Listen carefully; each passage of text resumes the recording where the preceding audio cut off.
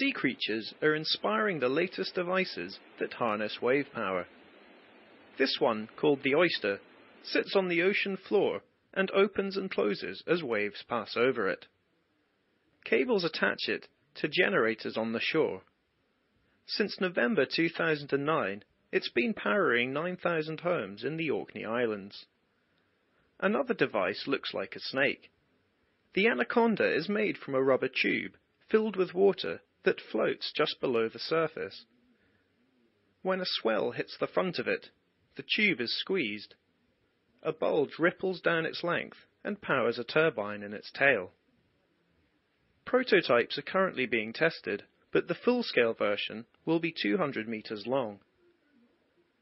This system also looks like a snake, but this one is made of steel. It floats near the surface, where waves make its joints move. This drives hydraulic systems that power electrical generators. Like the anaconda, it's still being tested. Results will prove if these devices are up to the job of supplying viable sources of green energy.